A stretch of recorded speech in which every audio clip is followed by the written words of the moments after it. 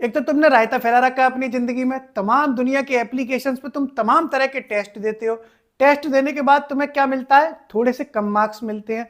कम marks मिलने के बाद तुम थोड़ा सा परेशान रहते हो और फिर क्या करते हो? फिर अगला टेस्ट देते हो। और इस तरह से साहब तुमने ये वाले एप्लीकेशन से, फलाने कोचिंग की टेस्ट सीरीज से तुमने इतने टेस्ट लगा मारे इधर उधर के, लेकिन किसी भी टेस्ट को तुमने 5 बार रिवाइज किया नहीं किया होगा।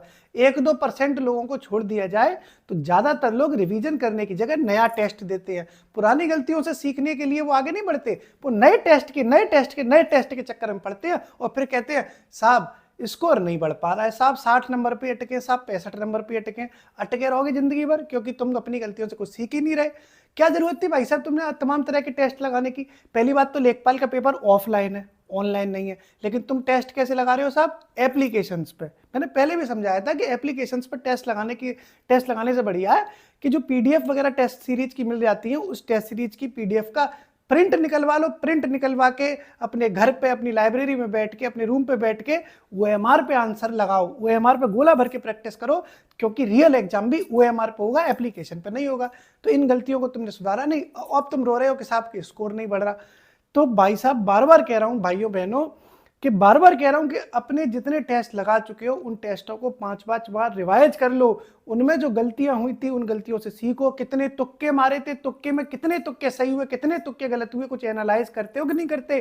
कि बस अंदर से उत्तेजना भरी हुई है कि साहब एक नया टेस्ट और आ गया, एक नया टेस्ट और देना है।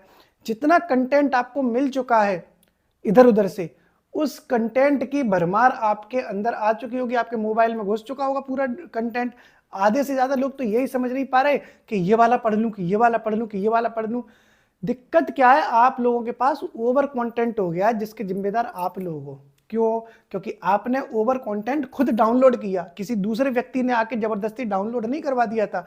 अब आप परेशान हो साहब कि यार ये वाला पर्यावरण अच्छा लग रहा है, इनकी पीडीएफ आ गई आपदा प्रबंधन की, ये भी अच्छी लग रही है। कुछ दिनों बाद साहब देखो 500 क्वेश्चन आ गए साहब पर्यावरण के, 500 क्वेश्चन आ गए साहब ग्राम विकास के, ये भी अच्छा लग रहा है। अब समझ ही नहीं पा रहा है कि कौन सा कितना पढ़ूं, कौन सा छोड़ूं। कि तो रायता फैला रखा है भाई तुमने अपनी जिंदगी में, इसलिए तुम्हारे नंबर आगे नहीं बढ़ रहे। मैं बार बार कह रहा हूं कि समझ जाओ, जितना कंटेंट आपके पास कंसाइज है, जिस कंटेंट पे आपको ट्रस्ट है, उसी कंटेंट को बार बार कम से कम 8-10 बार रिवाइज कर लो।